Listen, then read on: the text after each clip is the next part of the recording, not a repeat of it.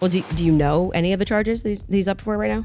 Yeah, of course. But I want to make sure that we have them listed. Name all 7 since you've been following the case.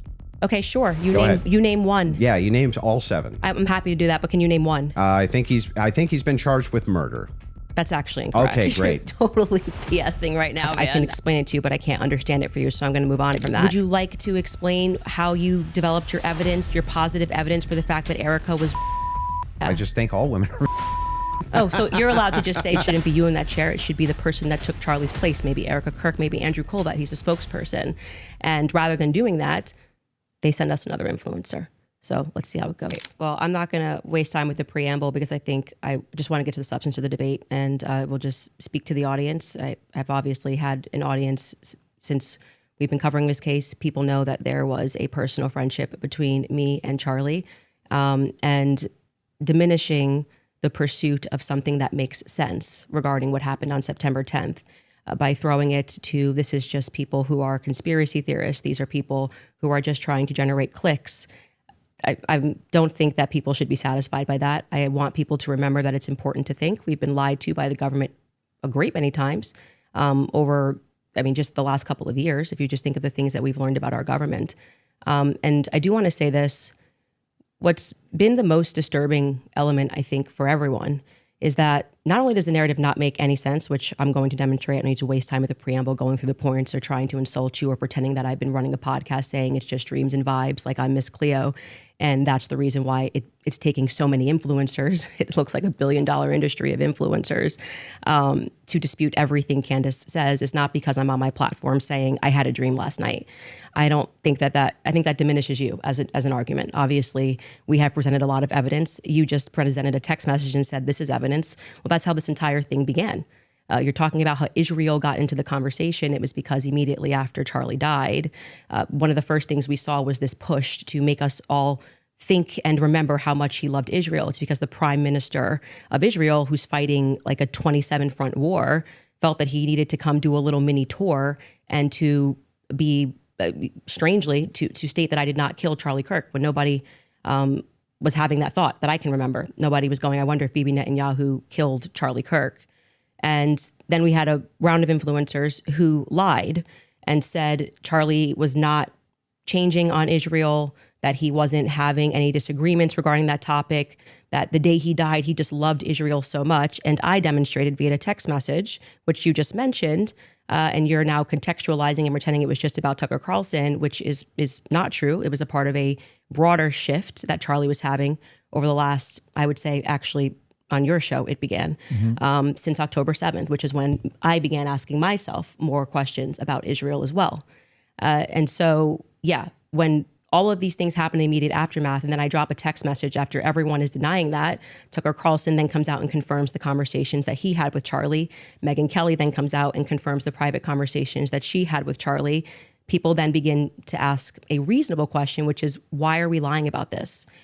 If they were forthcoming with that, and they had said, hey, yeah, Charlie was starting to ask questions. I think after October 7th, it's reasonable that people are starting to re-examine our relationship with Israel. We wouldn't be here today.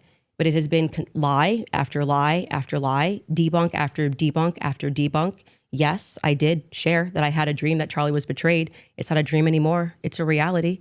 I look at what the organization has become, the people that they are partnering with, the lies that they are telling, the extraordinary people that they're sending out to say that I hadn't speak to Charlie since 2018, and it begins to look like a conspiracy. And just as a historical fact, that entire term was created by the CIA to gaslight people after the assassination of JFK. So it's not exactly one that makes me nervous. Like calling somebody a conspiracy theorist is essentially saying that they demand further answers and they're not accepting the Fed slop. So I'm grateful that you came today. I don't need to, like I said, take cheap shots and discuss your manner of debate or your strategy. And I'm also grateful that you shared that you had that text message today, because everybody watching knows that I have been demanding not a debate, just an open conversation with Turning Point USA. They should be here. It shouldn't be you in that chair. It should be the person that took Charlie's place, maybe Erika Kirk, maybe Andrew Colbert. He's a spokesperson. And rather than doing that, they send us another influencer. So let's see how it goes. I want to address what you think is evidence so we can keep this on par with what your claim is. Well, I think that that's a piece of evidence that's in dispute. And that's why I'm... Yeah, but we're trying to get to whether there's overwhelming evidence that Tyler Robinson did this. Yeah, so whether then starting if you want to use the first part of that for the internal critique we should go over the actual evidence that we feel... The first reason that I think it's compelling evidence is that Tyler Robinson's rifle was found near the crime scene. So I would consider that to be very good evidence. And also the fact of the matter is that I dispute this claim that a 30-06 could not have made this wound. I think that that's absurd. 150 grain Remington core lock absolutely could shatter when it hits the neck of any human being. When you say that there's some steel neck and it's a smaller caliber, you have to make a counter explanation. Why wouldn't a smaller caliber also go through bone? It could. I didn't say it can't. Right, exactly. So if that's the case, then ammunition is going to be the critical key here. And if we have frangible ammunition, which we do in this case, a flex tip round, well, I'm sorry, not a flex tip, a soft point round from a 150 grain Remington core lock, that's just a small jacket that goes around the actual lead piece. This thing could have split apart in air for all we know. But definitely upon impact, and we have the medical examiner who confirms this in a summary, and my team can bring that up, the summarization, which means he would have to be a part of some kind of conspiracy as well. Okay, so just to start with your point about saying that the gun was found near him, near Losey Center, or I guess off in the woods. That gun, did you watch the testimony? Did you watch the preliminary hearing? Yeah, we covered it live. Yeah. Okay, so forgetting what the summary of the medical report was, did you watch the testimony that was given by the Caitlin Oliver, the ATF woman, Samantha Carner, any of those people who went into the science of... Yes, I recall. You're talking about... The bullet analysis. Yeah, when they went into the DNA. Okay, so that's kind of the most relevant part. Okay. I'm not denying, I've never denied on my platform or anywhere else that a gun owned by Tyler Robinson was found near the crime scene. Right. That doesn't remove, if you think somebody set up as a patsy, you could take a gun out of this room right now and you could walk out and plant it in the woods near a crime scene. I agree. That's not convincing evidence to me. I concur with the fact that that's a possibility. So you I think have said on a platform that you were a gunsmith. Mm-hmm. Okay. And for how many years? Many, many years. For many years. Mm-hmm. You also said that you were an Army sniper. I wasn't a sniper in the Army. Okay. And I never said that. Sorry, your wife tweeted that you were an Army sniper. Yeah, I don't know. Like 15 years ago, she said something. Does it change 15 years later? She said that it was colloquial. So Army sniper is a colloquial term? Yeah, I was never an Army sniper. Okay. What did you do in the Army? Did you teach this? Then I corrected it and said you taught rifles in the Army? No, I didn't teach rifle. No, I taught rifles as a private citizen.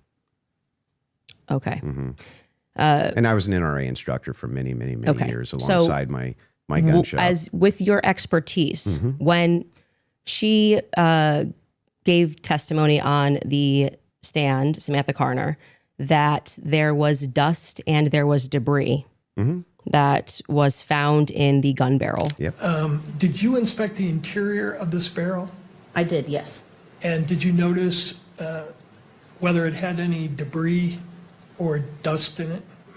I believe my notes state that debris and dust was observed in the inside of the barrel, yes. And then when we had the person who, and this was, I believe, Caitlin Oliver, who explained painfully about the DNA, the prints. Well, let's start with a point at a time. I'm not done. You said something, so I'm going to finish my thought, right? You don't want to do a point at a time? No, well, sure. If you want to respond to, but I want you to respond to 2 points. I want you to start with 2 points. Okay. Dust and debris in the gun barrel. Yeah. Secondly, the fact that there were 5 sets of prints, 5 plus actually by the end of the testimony, 5 sets of prints for which we already had the woman who worked for the FBI forensics testify that above 2 prints, if you're taking a sample, it's no longer a science, right? She testified that when they took the sample of what was on the trigger, they saw 5 plus prints. And among those 5 plus prints, Tyler Robinson's was the most degraded.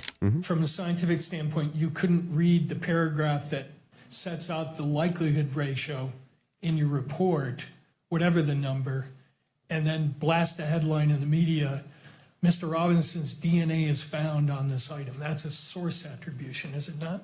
Correct, yes. And that would not be scientifically defensible, would it? Correct.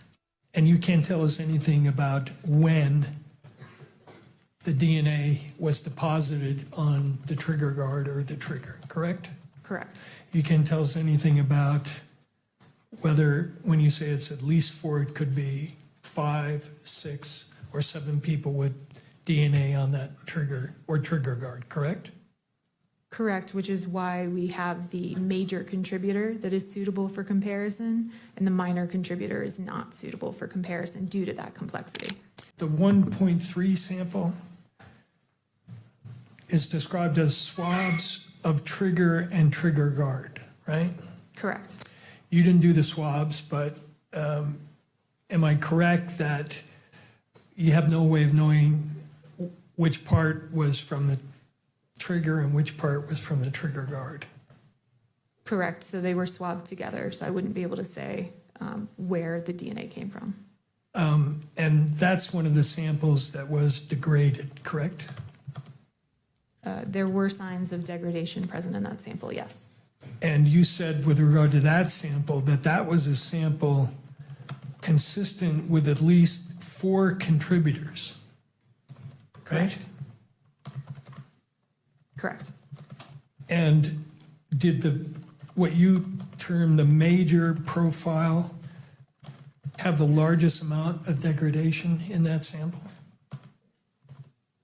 There was, yes. So I would like you to explain how Tyler Robinson's prints could be the most degraded when she said, actually, you could have DNA on something that you've touched. You could have DNA on something that you've never touched. And to get DNA degradation, they've looked at pieces, items 20, 40 years on that don't have degradation. Yet Tyler Robinson's prints, amongst 5+ other prints, were the most degraded on that weapon. Yeah. So let's get into all 3 of the claims. First, with debris. When it comes to debris, firing rifle doesn't always blow the debris out of the barrel. Okay, So you think there could be debris and dust. Yeah. He just fired the weapon. Sure. Okay. Not only that, he left it in a forest. Now, I don't know if you agree with me, but if you leave a rifle in a wooded area, it's also possible that debris could get in that way. But I'm not even sure that that's what the case is. I think it's far more likely that you fired the shot, it just didn't blow all the debris out, and it often doesn't. You'll find this if you take Grandpappy's dirty rifle and it's all dusty inside the bore and you go fire it, you'll often look down the bore and there's still dust. Okay. Happens all the time. Okay. And the prints? Yeah, so the prints, we don't know all of the details on just yet. We do. It was excruciatingly long testimony on the prints. We don't, because they haven't gone to trial, so we don't know on the print front. But Tyler Robinson's DNA was on there. You made the claim that Lance Twiggs' DNA was on there, and it was not. Well, when she gave the testimony, hold on. First, let's go to your first point, because that's wrong. We can get a fact check on that. What do you mean we don't know until it goes to trial about the degraded prints?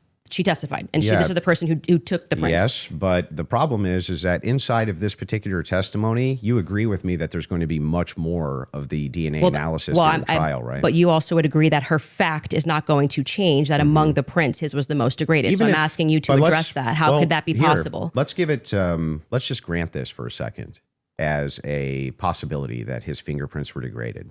It's not a possibility. It's a fact. The person who took hang it. on. I'm just granting it for the sake of argument. You should grant it because it's a fact that so she now, presented. So now it's granted. So what? What do you mean, so what? Yeah, so what? What does that prove? It proves that if his prints were the most degraded amongst 5 of them, you're going to have to explain how that's possible if he's the one that recently fired the weapon. Yeah, so wait a second. You're saying that it's an impossibility that if his fingerprints are the most degraded, I'm telling you to explain it. You're the gunsmith. Well, so wait a explain second. How would a gunsmith give an analysis on fingerprints or DNA? Do you think that I work in a DNA laboratory So with your fingerprints? answer is I don't know. You can just say you don't know. But you don't have to. But I did. No, you said so what? Yeah, so say, I don't know. I actually don't have an explanation for that, prove, Candace. Though, is my question. Well, I think that what it would prove is that it is a more viable theory that people who had stronger prints on the gun may have used it more recently. Did they say who else had fingerprints on the gun? They named Matt Robinson explicitly. Okay. And this was a part of the testimony where she was speaking about how they got samples of elimination samples from the home of Amber Robinson, Matt Robinson, and Lance Twiggs. Those are the 3 names they named. So are you saying that Twiggs' Would you like me to fingerprints- finish my statement? I just want to make sure I'm clarifying. I'm trying to finish the answer, but it can't be clarified until the answer comes out of my mouth. Okay, So go ahead. This was a portion of her testimony where she was explaining how they got elimination samples from the home. And she named Matt Robinson, Amber Robinson, and Lance Twiggs as the elimination samples that she was using. And so she explicitly said, some of them, so we can assume 2 out of the 3, their prints were found on the gun. She explicitly named Matt Robinson as someone who had prints on the gun, and then said there were 5 people that they had taken that sample from. And again, what's also relevant here is the earlier testimony, which came from the FBI forensics analyst, I believe it was on day 2, where she said that when you're using those mixtures and those samples and you get up to 5+, it's really hard to make any sort of a determination. So both of those things are relevant. If you can't explain why his prints are the most degraded and you're saying he is the shooter, it's not really a so what.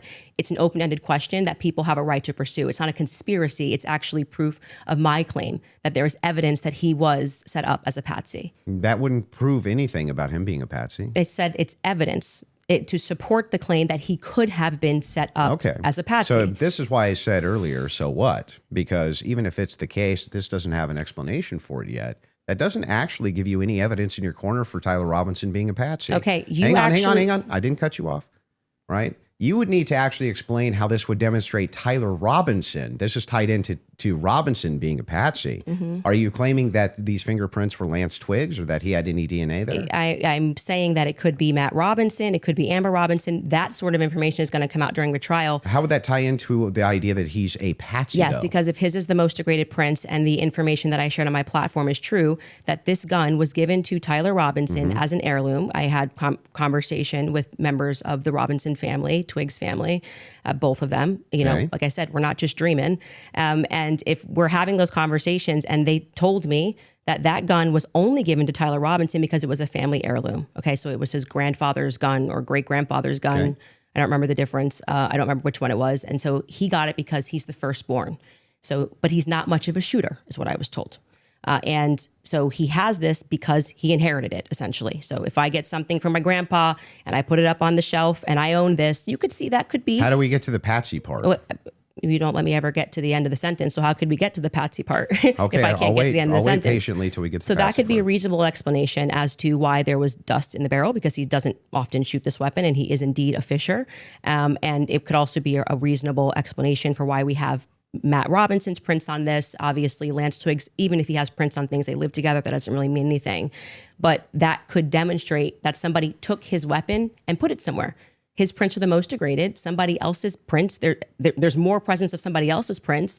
And that could demonstrate that somebody is taking items from his house and putting it into various places. But it also could demonstrate nothing. So the problem that you have here is that this is pure conjecture. No, this is not evidence that Tyler Robinson is a patsy. It's only evidence that you have conjectured up that, if it's the case that these are the more degraded prints, then therefore that means must be patsy because dad's fingerprints on gun. I didn't say must be patsy. Describe how this actually links in to Robinson being a patsy. Okay, I just described that for you, so I can explain it to you, but I can't understand it for you, so I'm going to move on from that. All right, you guys, you have probably seen all the buzz around red light therapy lately, but what's even more compelling are the stories from people who say it completely changed their lives. One example starts with a woman named Natalia. She sat across from her medical team and got an ultimatum most of us will never have to hear. Aggressive chemotherapy, steroids for life, or amputation. 5 years earlier, a plate of ceviche in Peru triggered heavy metal toxins and parasites that she never recovered from. 20 specialists and hundreds of thousands of dollars later, nobody addressed the cause, just the symptoms. With the support of medical journalist Jonathan Otto, she refused all 3 and went after the root cause instead, purging parasites, binding heavy metals, and restoring her gut health. Today, she runs, swims, and cycles on the same legs that she was told that she would lose. Right now, you can get the same holistic detox cleanse that she used, plus a Red Life therapy belt, completely free with every order. Not discounted, free. 120 LEDs, red and near infrared, working from the surface down to the gut and thyroid. Head to purgemyparasitesnow.com/Candace, buy your detox and gut renewal restoration bundle today, and get your free Red Life therapy belt, plus your in-depth protocol. That's purgemyparasitesnow.com/Candace. The entire basis for why you think that there's evidence for Tyler Robinson being the person that took the shot is based off of a hearing under Utah 1102 rules, meaning that they are doing the exact same thing that I am doing. This is the state. You said you're here to represent the state. Well, did you watch the preliminary hearing? I didn't say I was here to represent the state. The state's position you think is strong and convincing. What I'm here to do is represent my own opinion. You which said is in that your opening statement, based on the evidence presented so far by the state. The state has I find it presented convincing. evidence under Utah's 1102 rule. But this doesn't demonstrate any patsy No, that's behavior. very important because that rule is hearsay. So you can't say at the same time, Candace, you're not allowed to. And what that means under the Utah rule, which I'm sure you know, because I'm sure you watched the preliminary hearing and yourself understand what that means, is that the entire hearing was hearsay. It means none of that information that was presented is going to be allowed. The majority of it, the overwhelming majority of it is not going to be allowed at the trial. They're allowed to present when it's just a probative hearing. I don't think all the evidence that was put in was hearsay. Okay, you didn't watch this case. But not only that, no. This is a huge point. This is crazy that you don't know this. We can call for a fact check if yes, all the evidence we need was more than put a fact in. check. This was every single day. The team in the back is Utah actually Rule saying 1102. They want to go there. So they said there's a medical examiner's explanation of the shooting that's in the back. Rob, if you want to pull it up, and then Candace, if anybody from your team wants to pull something up, no problem as well. But they're requesting it. If you guys got it, pull it up so we can show it. And in the interim, is that it? Yeah. So I'll read this. Just what are we looking at, just so we know? Yeah. So this says the bullet, or at least part of it, sequentially perforated the interior left of Mr. Kirk's neck, strap muscles of the left side of the neck. This is a summary, by the way. Left common carotid on the left internal external jugular veins. The bullet also obliterated the left side C27 vertebrae, transacted the cervical spinal cord. Medical examiner observed a significant portion of Kirk's cervical spinal cord was traumatically absent. Mr. Kirk suffered from other severe injuries, including bilateral, apical, and posterior intercostal hemorrhages, pulmonary, apical hemorrhages, multiple disruptions to the thyroid, et cetera, et cetera. So the summary of the examination is that he was shot. Okay. That was what they were pulling that up for. Okay. And I'm not disputing that he could have been hit with a projectile. We're not disputing that. So I don't know why this was brought up as a fact check.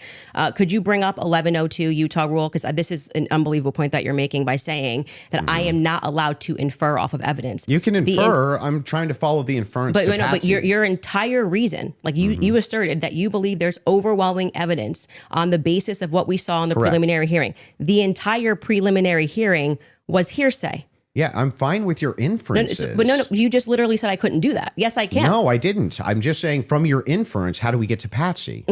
This is how you got to Shooter. The Tyler Robinson did it. No, the same way that you got to Tyler Robinson. Shooter from that. Yes, you did. You again, this is something important, so we should pull up a fact check about what the 1102 Utah, and under their constitution, for the sake of a preliminary hearing, they do not have to have hard evidence. They don't have to put people on the trial, swear them in. Have to. But no, that's why the entire hearing was basically hearsay. Officer Bagley but was not saying, all of it, like I said. The overwhelming majority. Again, no dispute. Outside of the one that you don't want to give. Please don't cut me off. Though. Outside of that is what's in dispute. It means that your entire brand of saying you don't have evidence falls apart when the entire preliminary hearing is based off of hearsay. In fact, Lance's testimony before they had about an hour debate, actually maybe it was more than an hour debate before he sat, and they said this is not going to be allowed. You wouldn't even be allowed to do this. We'd be able to cross-examine him. The questions that they're asking Lance are all leading. And what did he say? Well, I'm the magistrate under Utah Constitution,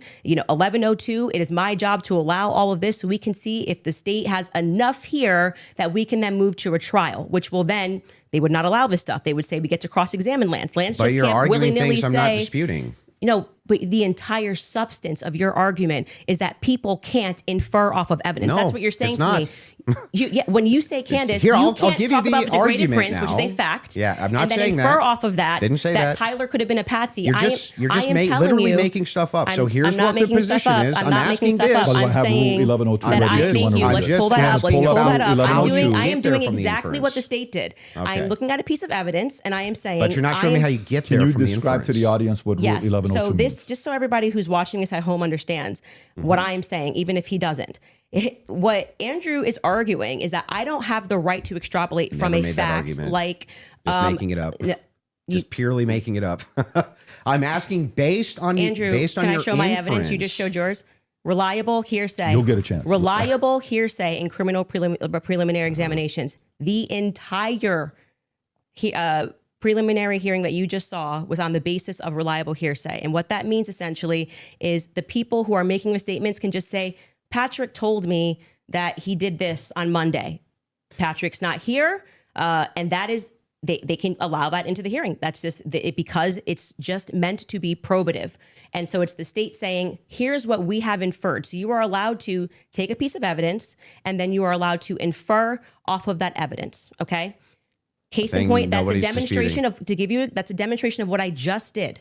I said the prints were the most degraded off of Tyler Robinson. And from that, what I am inferring is that it's plausible that Tyler Robinson was set up. That doesn't, that's the point in contention. That's not a point in contention. That's the point in contention. It's not a point in contention. If you're saying it's a point, it is the point in contention. It's not the point in contention. I'm telling you that was what the entire hearing allowed for. So the evidence that he is describing, we're asking you that he is using to argue his case is all based on inference, not fact. Great. Inference, not fact. So what they are inferring off of the facts. So again, we're going to take this, and I'm just going to even grant it because it's irrelevant. I'm asking how you get to the inference that even if you dispute that piece of evidence, that means Patsy. I'm looking for the logical chain for how you get to that inference. What I am telling you is it's the exact same way that when you tweeted, I think that this evidence is overwhelming. When they say that looks like Tyler Robinson's car, he drives a similar car, okay? They are inferring that that's Tyler Robinson. Can you walk me through the inference so that I understand? It's not a fact. It's not a fact. When you show a blurry image, which you kept citing that we have images. No, I'm talking about your inference that the fingerprints, even if they're degraded, equals Patsy. How do you get that inference? I didn't say it equals Patsy. I think it is enough evidence that it should be explored, which is exactly what this preliminary was in the inverse. That's not in dispute. What's in dispute is when you said, I'm using this as evidence that he could have been a Patsy. I'm asking, how do you get the inference to Patsy from that? Because what I am saying is that it shows that somebody else had more DNA presence on that gun than Tyler Robinson did. So it is plausible, which is all they're doing. They're presenting plausibility based off of the facts, okay? It is plausible that somebody just took his gun and put it there. That's it. Is there equally... that's how it works. And is there equally 100 other plausible explanations? I think that's the reason why most people are exploring when things don't make sense. Got it. So yes, at the beginning of that, this is how the court process works. So just so we're clear, if there's 100 other plausible explanations in Candace, why is it that we should go with this idea that it was a Patsy? I'm not saying that we should go with the idea that it was a Patsy. I am saying that there is. I thought that was the whole defense, your whole claim today. My whole claim was that there is more evidence that he is set up as a Patsy. How does that equal evidence of Patsy?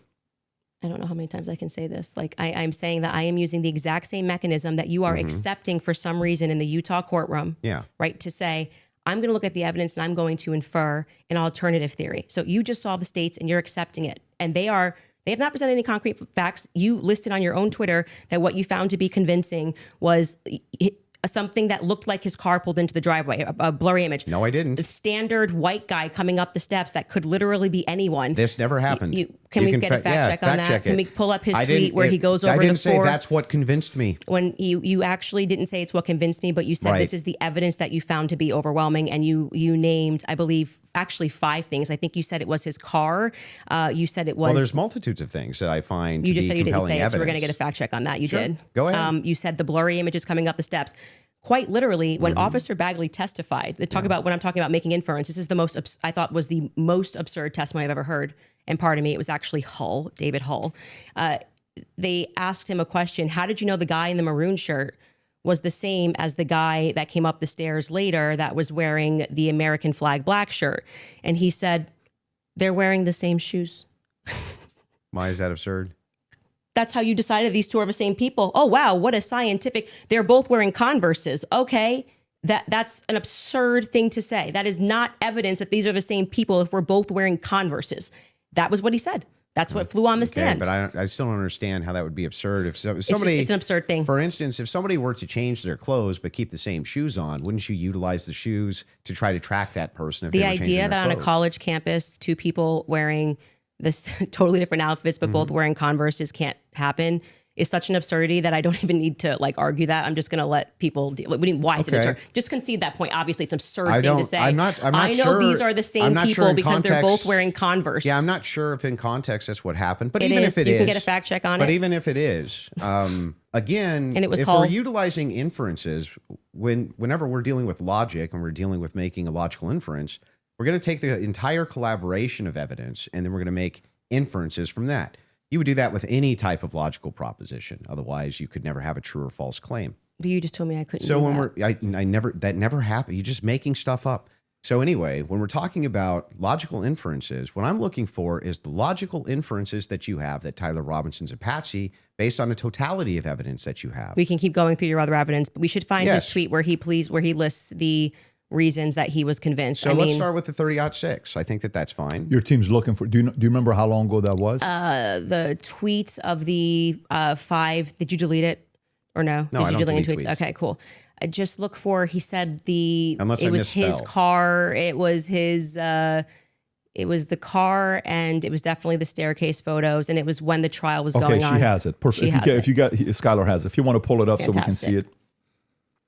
Somebody said, so give me the clear evidence right here. I want you to provide it right here. All I heard from the investigator was, we believe this to be Tyler Robinson. Is belief something you go as a fact? You wrote the car pulling in. That's a totally blurry image.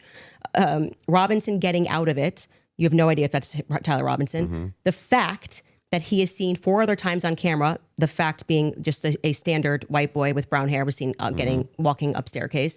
The DNA on the roof, we should discuss that.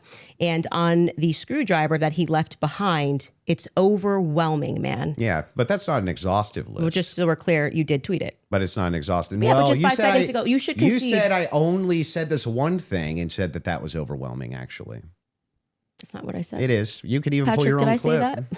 Can you fact check if that was said or not? I did not hear her say. So the it. thing is, You named, I believe, actually 5 the thing things. that's funny here is like we still aren't getting to any of these inferences. So Why are you pivoting? So But just say you were I'm wrong. not. It's cool to just say I was wrong. I did say it. I'm not wrong. So back to the tweet aspect here. It was really funny. That's not an exhaustive list of why I find it. I didn't say it was exhaustive. I just said you said it. And on top of well, no, you didn't. You said that I only said this one thing. You named, I believe, actually 5 things. And then said based on that it's over. Well, I didn't. You didn't mention that I mentioned the screwdriver, DNA, all of these other things. You never mentioned any of that. You wrote the car pulling in, Robinson getting out of it, the fact that he is seen 4 other times on camera, the DNA on the roof, and on the screwdriver that he left behind. It's overwhelming, man. So no, you're actually incorrect there. But on top of that, moving over to the actual evidence itself. Are you Yes, I'm okay. Anyway, back to the evidence if you're itself. okay. Yes, Actually, I'm I'm fine. glad you're asserting that you're But okay. I wasn't worried about your health. I'm just but saying back to that I this. just said you tweeted this. You said no, I didn't. We got a fact check, and now you're like just gonna gaslight me and pretend that I There's said no gaslighting. It wasn't exhaustive. I never said that. I just said you did say this. Zero gaslighting. I didn't say you couldn't have said more, Yeah. but I would like to address what you this said is in your that time. tweet. If this is how you want to spend it interrogating my position, you can do it that way. I'm just addressing what you asserted on your Twitter was like the hard evidence that convinced you was overwhelming. That's literally That's your debate not what claim. you said. That's not actually, in fact, what happened in that exchange. You listed on your own Twitter that what you found to be convincing was something that looked like his car pulled into the driveway, a blurry image. No, I didn't. The standard white guy coming up the steps that could literally be anyone. This never happened. You named, I believe, actually 5 things. I was here for it. So what's your position here? Yeah, so my position is that based on all of the evidence, which has been demonstrated, at least all the evidence to my knowledge, that I am actually not seeing anything that's compelling as an alternative theory. I'm not seeing anything which is convincing me of something otherwise than what the state is presenting as evidence. That's my position, if Okay. that's what you're asking me. So just going back to what you did actually tweet, is it fair for me to ask questions about that? That's Is that the evidence. only tweet you're going to ask me about? Well, we're addressing your claim that the evidence is overwhelming, and this is a tweet where you listed what you felt was overwhelming. I think that's fair, but not right? I feel like sure, that's fair, but not exhaustive. Just so you know. And I never said it was Okay. exhaustive, Go even though ahead. you said I did. Sure, whatever you want. But yeah, so going back to that, all of that, as you say to me, well, Candace, why are you addressing and making inferences off of the testimony? No, I never asked you why. You're making inferences. I asked you how, with the inference you made, you got to the conclusion. Okay, so I would like to know how you got to the conclusion. And I'm just going to throw it right back at you because Yeah, for some that's reason fair. you permit yourself to do it. And that's what I'm demonstrating is that you permit yourself to do it. And then you say, when I do it, it's a Now, conspiracy. you have stated multiple times that you believe that Israel's involved in the death of Charlie Kirk. Can you give Yes, me... we can pull up the clip. Can I'm sorry. I'm just saying. I finish the sentence? Go ahead. Can you give me the context for what are you talking about? Like when I say, generally speaking, why people think that Israel's involved? Okay. Where's your question? Yeah. Do you have any positive evidence whatsoever that Israel killed Charlie Kirk? Well, I couldn't say Israel was on the ground and shot and killed Charlie Kirk. I would say that there are various things that we're trying to establish, one being a motive. And since I don't believe that Tyler Robinson and his transferee is a convincing motive because he was fired up about politics, which Lance testified that he never spoke about with him. About Charlie Kirk, did he ever talk about Charlie Kirk? I personally had never heard him talk about Charlie Kirk before specifically. Nor do I believe that he was, so into LGBTQ issues. Since Lance testified, they never spoke about LGBTQ issues. How about political issues? So did you ever talk about gender identity issues and LGBTQ rights? No, not really. Stopped and ate at Chick-fil-A, which if you are into LGBTQ issues, wouldn't be your lunch before you go kill Charlie Kirk for LGBTQ issues, because Yeah, but do you have positive evidence? I'm answering the question as I feel like I want to answer it. Like I said, you don't get to for an hour and a half pepper But the question I'm questions and asking is tell me. about positive I'm evidence. telling you that in any case, establishing a motive and and again, I already explained this at the top of the show, but the reason why people find Israel to be an interesting question is because truthfully, Charlie's perspectives were changing on Israel. Sure. And he was starting to realize how much pressure was being put on not just our government to constantly fight their wars, but also being put on his organization personally. If people had come out and been honest about that, rather than rabid claiming he never flinched and everybody's lying and this is not true, you would probably have people that just go, that's life. People change their opinions. I understand. And then there was the rabid, not even that. It's like everything was about trying to convince the public how much he liked it. So then other Israel. than intuition, how you feel about things, do you have any evidence Israel was involved in killing Charlie Kirk? I have already said, and if you're watching my show and the context of what I said, this is the general sense of why people think Israel's involved. Nobody has made the claim that Israelis, there were also, obviously Ian Joe Carroll Kent. made the claim. Well, Joe Kent, who I think would have the right to assert it, noted that there were 12 Israeli cell phones on the ground that day. I think most people would like to probe that. Charlie Kirk is killed publicly in a very horrific way, and we're not really even allowed to look into that at all. And Charlie Kirk was one of President Trump's closest advisors, and he also advocated heavily against a war with Iran. He was in the Oval Office in the lead up to the 12-day war. I wasn't particularly close with Charlie. He was very gracious to me when I was running for Congress, very, very supportive. So we knew each other. And the last time I saw Charlie Kirk on this earth was in June in the West Wing, in the stairway. And I said hi to him, and he looked me in the eye, and he said very loudly, and it's a small, you've been in the West Wing, it's small, it's a tight space. And he said, "Joe, stop us from getting into a war with Iran," very loudly. He was single-minded. And he walked off, and he went, I believe, into the Oval. So when one of President Trump's closest advisors, who is vocally advocating for us to not go to war with Iran and for us to rethink at least our relationship with the Israelis, and then he's suddenly publicly assassinated, and we're not allowed to ask any questions about that, it's a data point. It's a data point that we need to look into. What do you mean when you say we're not allowed to ask any questions about that? We've been told that this individual, Robinson, is a lone gunman, and maybe he is. But the investigation that I was a part of, the National Counterterrorism Center was a part of, we were stopped from continuing to investigate. And the FBI will say that they stopped that because they wanted to turn everything over to the Utah state authorities. Everything's going to trial. It's very, very sensitive. But there was still a lot for us to look into that I can't really get into. But there was still linkage for us to investigate that we needed to run down. And I'm not making any conclusions. I'm not saying no, I don't think you are. Because of this happened. I'm not saying that at all. I'm just saying there's unanswered questions. We know the pressure because of the text messages that have been made public that Charlie was under a lot of pressure from a lot of pro-Israel donors. And again, we know Charlie was advocating to President Trump against this war with Iran. And we knew at the end of the 12-day war, at the end of Midnight Hammer, that the Israelis were going to come back and ask us to go back to war again. Now, it could be maybe they were students, and they were Israeli students in Utah that day. But we'd like to probe that narrative because what we've seen after coming from the Israeli government, the Israeli prime minister kind of denying that he did it, which wasn't really necessary. He was quite busy. Joseph Goebbels, the Nazi propaganda minister, said that the bigger the lie, the faster it will spread. Well, somebody has fabricated a monstrous big lie that Israel had something to do with Charlie Kirk's horrific murder. This is insane. It is false. It is outrageous. Charlie Kirk was a giant, a once-in-a-century talent who defended freedom, defended America, defended our common Judeo-Christian civilization.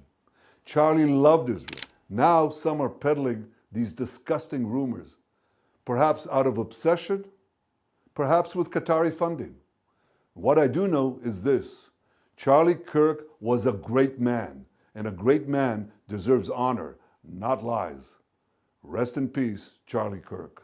May your memory be a blessing. The phone call that happened, which no one wants to discuss, in the Hamptons the week prior, or not the week prior, I think it was around August 5th or 6th that took place. Mm-hmm. And again, the almost desperate lies about Charlie shifting opinion on Israel lead us to believe that there could be an Israeli angle in this. But we cannot say for certainty that Israel called the shots and this is how it happened. But it is definitively, I think, a thread that a lot of us would like to see. There's no positive evidence. Whatever you want to say, however, positive, negative, however you want to say it. Well, positive evidence I can just would have be a conversation. Material evidence and other evidences which would what point we've said you to is on our show is what we said, which is this feels like a conspiracy building. There's no reason to lie about these things, and yet people are lying. BB ain't acting right. The Hamptons thing was weird, and the way they tried to shove the Israel narrative down our throat immediately. I mean, the day he died, posting a picture of him with an American and Israeli AI'd photo on the president's feed doesn't feel right. How would it be the case that even if Erika Kirk did believe that Tyler Robinson was 100% responsible for the death of Charlie Kirk, let's just say she believed it with every fiber of her being, believed all the evidence, because she did. She just actually did. Would it then follow that somehow she's complicit in his death? I didn't say implicit in death. You added those two words. Okay, so what's she complicit in? Yes, so sowing this narrative that Tyler Robinson is guilty. So you're chopping up clips. Like I said, you didn't have the confidence to come in and debate. Tell me, so what now does you're that mean? chopping What it does up. complicit mean? We are showing a clip of her on Barry Weiss, which I can't remember the date that she did that interview. And Erika, when she is asked, "Are you do you feel with 100% certainty that Tyler Robinson did this?"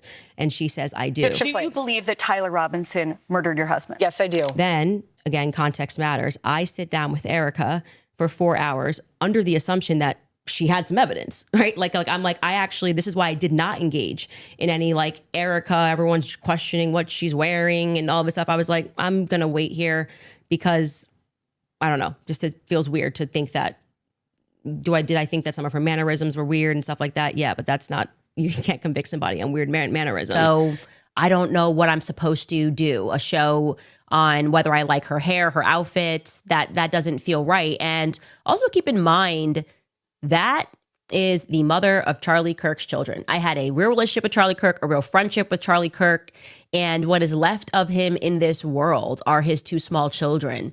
So to just take a baseless attack, if I catch her in a lie, it's a little different, but to just take an attack on her does not feel appropriate to me. I haven't seen any reason to do that. And then when I sat down with her and I was expecting for her to say, well, I'm obviously the victim on the case and we got to see the shot, taken or this or that, whatever it is. Great. That's why she has that much confidence 2 months ago. And when I sat down with her, it was nothing. It was nothing. Okay. So this is a conversation. How would that make her complicit? Complicit. And again, you said complicit in the death of Charlie Kirk. Complicit in what? Yeah. Well, if you let me finish my sentence, I could tell you that. But my point being is that then you take a look at this and you go, okay, well, this is weird. Why would you have this confidence? And then when you sit across from somebody and you say, okay, great, I want to go out there and defend you now. I want people to know that you can't say this stuff publicly, but you know more things. And she just blanks. And then she says, well, I'm going to call the lawyer. And she called the lawyer. Again, all of this is on my show. So out of context clips is not going to work because I know what I say on my show. Okay. So we call her lawyer, and her lawyer says to us, she calls him on the phone, pardon me. And it's me, her, and Justin Strife. And I'm like, okay, great. What do you guys have? He goes, well, we don't have anything yet.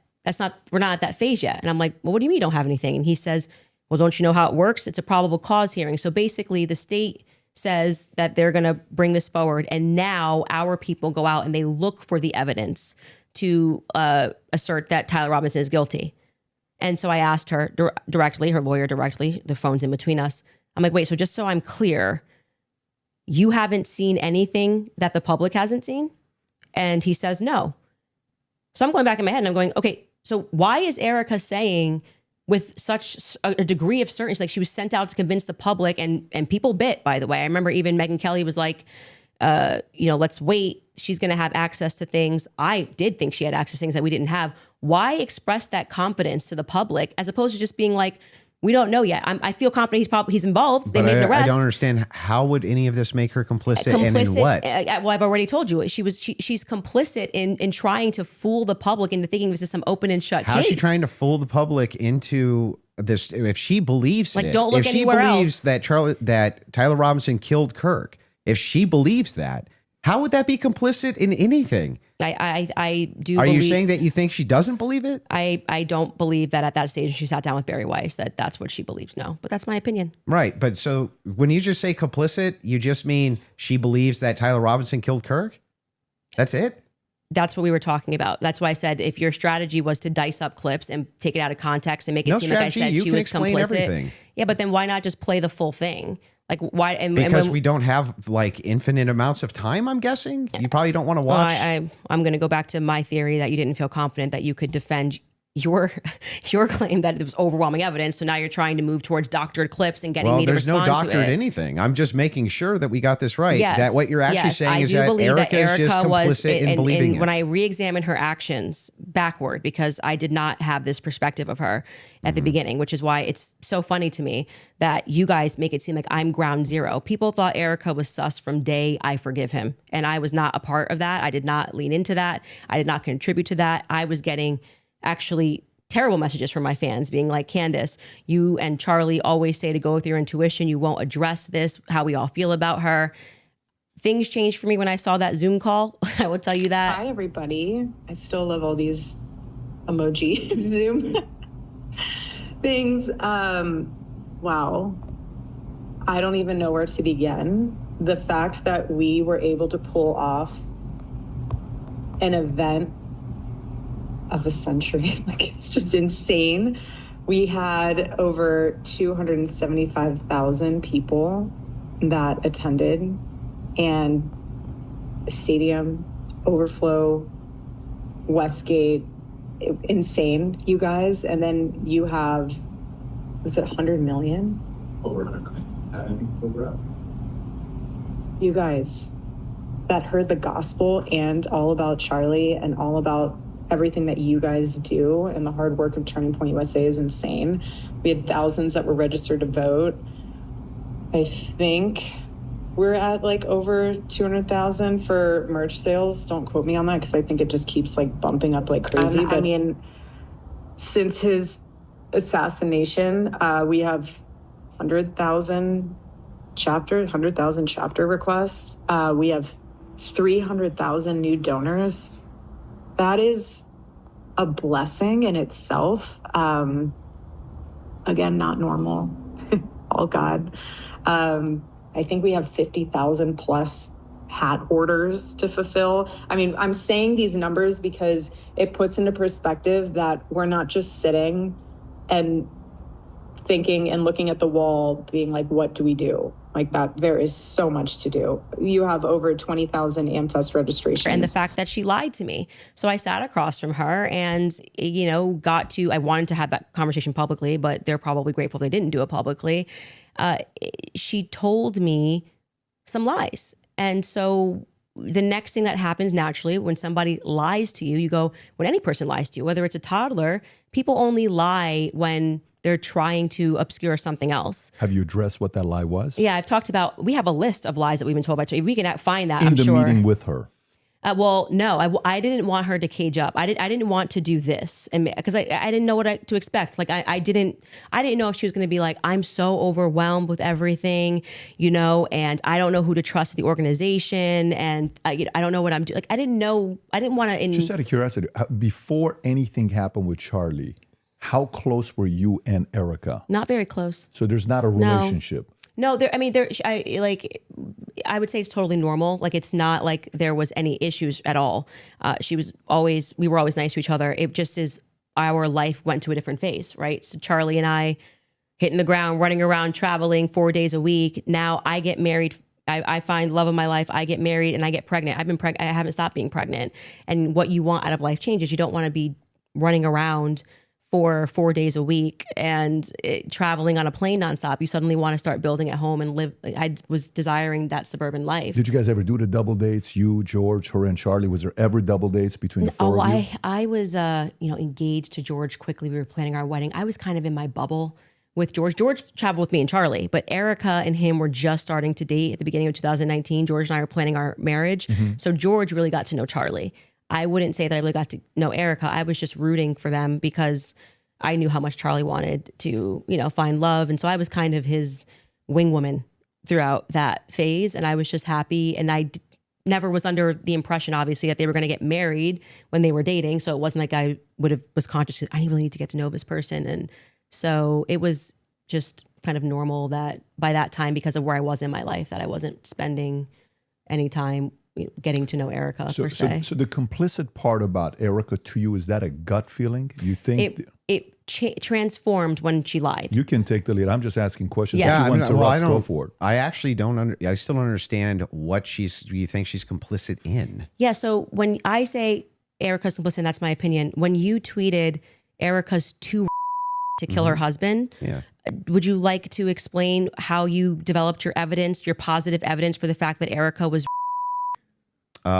Yeah, sure. So I just think all women are. Oh, so you're allowed to just say stuff. Who knew? So and by the way, what dramatically transformed your opinion of Erika after going to the headquarters? Because you were pretty hostile about. I wasn't hostile towards them. You don't think calling somebody too? No, come on. That's like normal tongue-in-cheek stuff for me online. Oh, you're being tongue-in-cheek. Usually when I call someone being tongue-in-cheek, yeah. Like for instance, you got supporters. I mean, if you want to use the same exact argument, you would take a supporter like Owen Benjamin.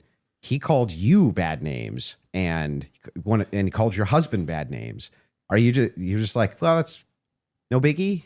I've never answered him on anything that he said. I'm saying that you now are her biggest defender. So do you still think she's I'm not her biggest defender. Do you still think she's too?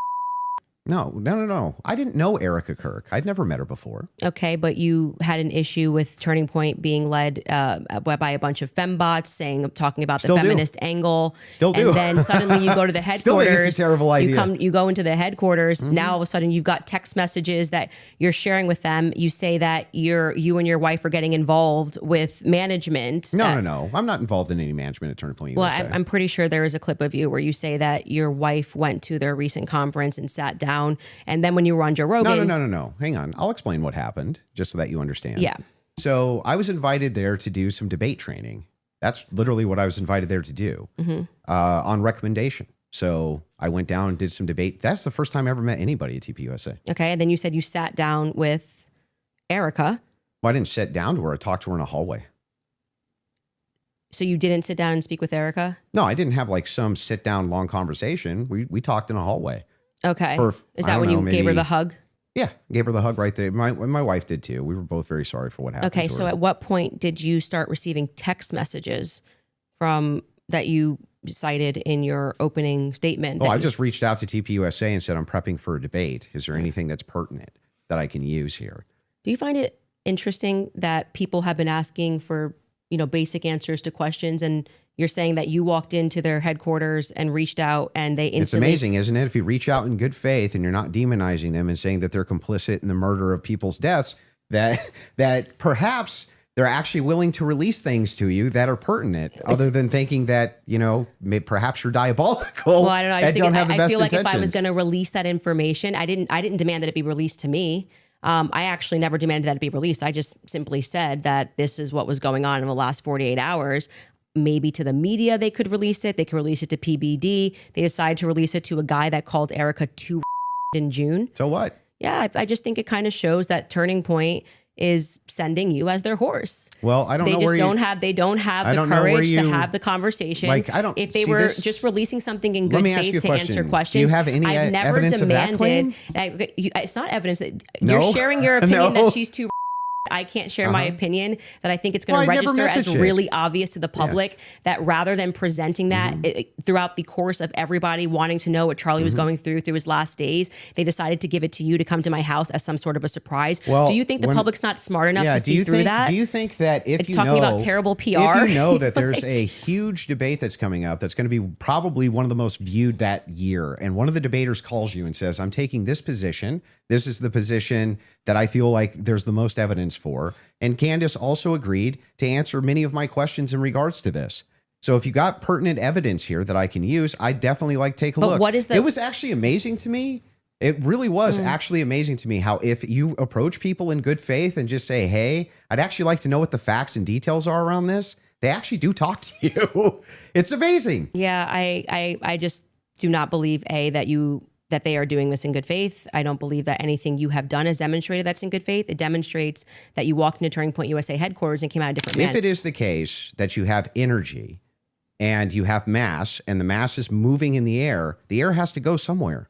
It doesn't have a choice. I think you're totally BSing right now, man. Not I'm only am I sorry. not BSing, I'm think telling you the you're truth. just- no, If a bullet I is think moving one in of your air, thing- air has to move out of way of bullet. But maybe not at the bottom of a shirt here. I don't know. I disagree with that. I'd like to say for the record, I've watched some of you do these sorts of things where you assert something with a lot of confidence, and it's, You can fact check it. Your check if shirt, bullets displace air. Not about whether it displaced air. It's where it dispersed the air. Underneath his shirt here. It's not underneath the shirt. A bullet's this big, and you're telling me it's going to hit his neck, Candace, and then it's not it is underneath beneath the his shirt. The It shirt starts puffs. up here, and the collar's moving, and then you see the wave here as he's moving backwards. No. Yeah. That's not true. It's not. And we The- obviously the can't show that idea- clip. I disagree with you. Okay, I understand you can't show it for TOS purposes. Exactly. That's fine. I disagree with you. People can go watch and make up their own minds. We don't need to debate it. Whether or not that was the first thing I said was, why is his shirt moving first? That didn't make sense to me. It almost looks just like this. It goes across. His necklace breaks first before Charlie even reacts. If you watch it in slow, his necklace breaks first, which I thought was very odd. And then you see a puff here, and then the next thing you know, there's the entry You see wound on his smoke? neck. I would not confidently assert that I see smoke. I've never said it on my Do you platform. think that an explosion generally has smoke? I don't think that there's any quality version of video that would get us to be able to answer that question other than Terrell's 4K footage that he has from the front. So There's a lot of, if you look at the Israeli pagers, it's assumed that it's a similar, if not the same type of explosive that was used inside the pagers that would have been used inside of this road mic. I think that you should, since you love debating, you should debate someone like John Bray, who's worked on that theory for 11 months, and ask those sorts of questions of how a shaped charge would work. I presented the evidence of what was in the car, and I also, at that episode that you're clipping, said John Bray has done an unbelievable amount of work on this, and I think he has debated a ton of people, actually, regarding this topic. So that's the route that I would send you on.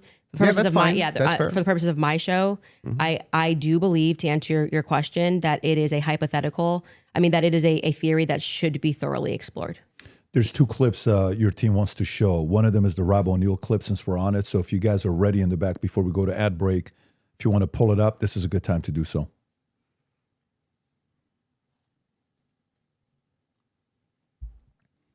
And good to see you, General Holt. You too. A lot of things bother it bothers me about this. Nothing in particular. And it's not like I'm out there saying big lie or conspiracy or someone did it. I'm just saying I've been in a lot of shootings. I've killed more than a handful of people, and this thing looked shady off the bat. I mean, I've killed people closer than I saw the camera, and I've never seen a shirt move like that. That looks like an explosion to me. Just the fact that no one started doing first aid to Charlie Kirk, they were more concerned about getting SIM cards out of cameras, removing cameras, and then getting him off the X somehow. There didn't seem a lot of concern for his life. It seemed like just clean it up. And then, I mean, I've been told they paved it over a couple days later. And then you get Erika Kirk behind all the razzle dazzle, and she's really quick to forgive the alleged shooter, which technically says that was him because I forgive him, but then she can't forgive Candace Owens for having an opinion or asking questions. And they mock people by saying, oh, I'm just asking questions. Yeah, I'm a SEAL Team 6 sniper. I'm asking a lot of questions. No one wants to answer them. And you're able to ask. He's actually said very little about the explosive there. So I'm he just saying he observed, he said he's shot people up close and he's never seen a shirt move like that. And it looked to him like an explosive. That's what he just said. But when I play that video at full speed, I can't see a shirt moving. I can only see a shirt moving when we slow it way down. So if I'm in real time, I'm just assuming this, right? If I was in real time and I was in like a close quarters combat, you kill somebody situation and I shot them, would you even see the shirt move? Well, I just feel like 5 minutes ago, you were arguing that it was because the bullet carried air. Now you're saying you don't see the shirt move at all. Yeah, but that's, if you slow it down, the disbursement of air, that's where you're going to see it, right? It's going to be very quick, very, very, very, very fast. Yeah, and then that's not what I saw. And clearly it's not what he saw. And he thinks that there could be an explosive. So I'm just saying to you, when people disagree with you, your opinion's not a fact. That's all. I understand. If I may ask a question, is that permitted? Go ahead. Just so I also have clarity, since your basis has been evidentiary, you keep saying that you have evidence or like you are following evidence. Which one of the charges against, or all of them, do you think Tyler Robinson is guilty of? The specific charge? Yeah. Yeah. So what I think is that Tyler Robinson shot Charlie Kirk. Yeah, but of the 7 charges that he's being charged. Yeah. Can we list them real quick? I'll tell you exactly which ones. We'll pull them up. Well, do you know any of the charges that he's up for right now? Yeah, of course. But I want to make sure that we have them listed. Yeah, but like can you name one? Because my general perspective is that you don't actually care about this case. You're not following the case. That's the question. You're just not following it enough. It seems pretty, like, if you're going to engage and you're going to say the evidence is overwhelming that Tyler Robinson is guilty, I just think that you should, like, right. Can you tell me one? Then let's do the counter. You can really, hang on. This is a great gotcha. No. You just got to ask me, play clips out of context, put me in the hot seat. So please just answer the question. This is fair. Name all 7 since you've been following the case. Okay, sure. You name one. Yeah, you named all 7. I'm happy to do that, but can you name one? I think he's been charged with murder. That's actually incorrect. Okay, great. Now name all 7. He doesn't even. This is like name all 7. And I can you name all 7? I can. Then do it. Sure, you don't have to do it. No, do it. I'll count them. Go ahead. You don't have to put your fingers up. Okay, hang on. Name them. Yeah, sure. Name them. The first charge is aggravated murder because that's what carries a death sentence in the state of Utah. No, that's not. That is literally not murder. Okay. And so just for people, I don't have to do it in a time limit. There's nothing going on. And just to explain to people the difference of why that really matters and shows that he doesn't actually care about this at all is because aggravated murder, it's narrowly defined, and because it carries a death sentence. I'm going to answer the question. Okay, You're just going to recognize that your strategy of thinking that people are intimidated when you try to put a time constraint doesn't work, and you'll be better the next time you debate someone. I got it. Give me the other ones.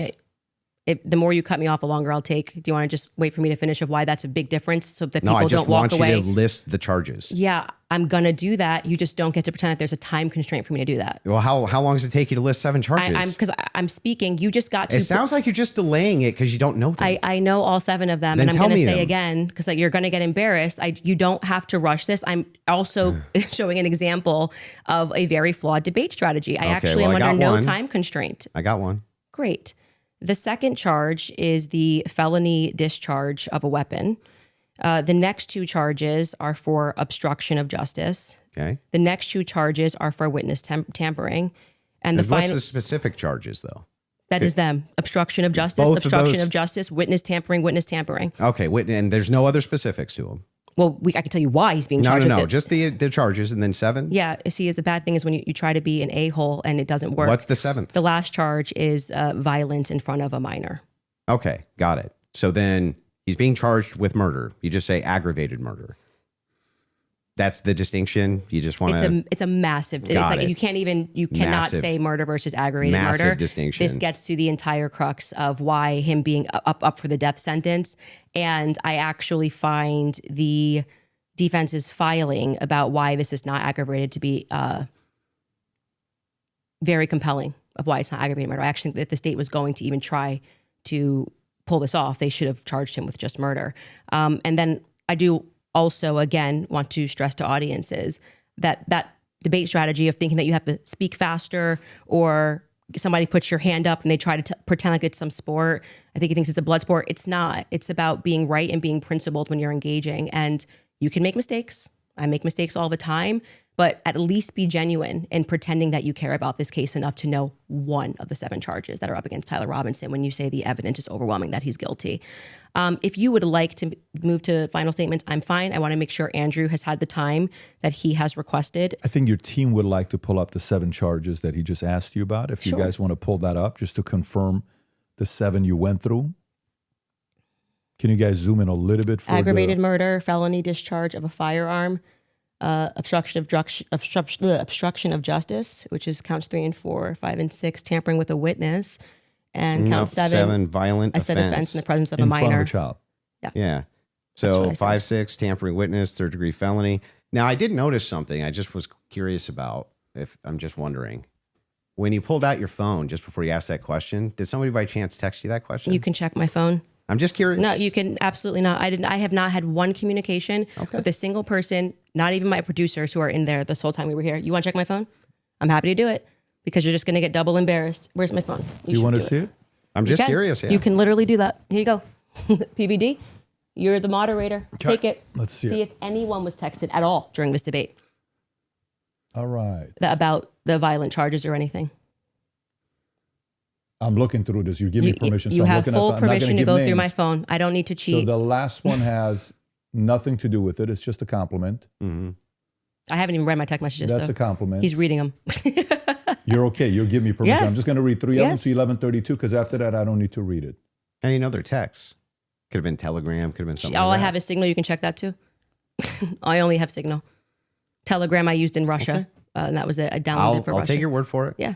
I don't need to I deeply care about this case. I don't need to pretend to know stuff that I don't know. Well, I think that is quite a conclusion. Admitting somewhere, maybe we stalemated. It probably signifies what I've been saying from the beginning, that you didn't feel that you were strong on the actual facts and the evidence, which I was willing to engage with you. I wanted to go over the screwdriver. I wanted to go over the towel and the things that you've mentioned. And you wanted to then move the conversation into a defense of Erika Kirk and her character. And what I've said about Erika, which is my opinion. And I have not edited that opinion after discussing with you. I would like to extend a compliment to you for being willing to sit down and to have the conversation. I still walk away feeling that the people who are jumping on the bandwagon about this case don't care about this case. They don't care about Erika Kirk. It tends to be follow that they take a meeting with Turning Point USA and they come out and suddenly have a lot of junk to say about Candace Owens. And I do want to also stress that Turning Point USA tried to pepper him with something as a surprise. He showed clips that were meant to be a surprise. I did no such thing. I stressed to PBD from the beginning that I was grateful he was taking this on and that I wanted this to be a clean debate because I believe I can win this on the merits. And I believe that I did win this fully on the merits by engaging the evidence of what has happened. I do still believe that there is more evidence which supports that there are more people involved and that Tyler Robinson has been set up and that none of the evidence that was presented was in any way overwhelming, which is why I think you wanted to move to end that discussion quickly and to speak to me about France and to talk about this Panguitch receipt and my timeline. I want to remind people that a lot of the at-home investigators, which you were open to, as you called them, internet sleuths. I think it was on a show that you did right after Charlie was assassinated that internet sleuths would solve this. This is the reason why Charlie, a year on, is still a conversation every single day trending on Twitter. I knew Charlie. I cared about Charlie. I care about finding out what the truth is here. My heart is in the right place. I think anybody who watches my show or even just watched this debate knows that if I get something wrong, I'll instantly correct it and own it. I'm not arrogant. I don't need to sit here and pretend that I didn't misspeak on the Lance thing. It hasn't been ruled out. But you saw that he just really wanted to hammer that point. You know, part of being a well-meaning person is to concede when you are wrong, to take something off a timeline when you know it's not right. And I would like to think that that is why I have earned the audience that continues to follow me, because they know my heart's in the right place, that I deeply cared about Charlie and I deeply care about the answers. I want to thank Andrew's team who are providing the fact checks. It's a very small room that they're in. I want to, as always, thank my team who worked really hard to make this happen and flip this set. And to you, PBD, just for being a great moderator, I think very fair, letting us both speak and making sure that Andrew got out of this what he wanted, which is a little more than what I wanted. But I'm very content with how I dealt with this. And I I don't need to convince the audiences with the magic trick of what they need to think about this debate. They can watch it and draw their own conclusions.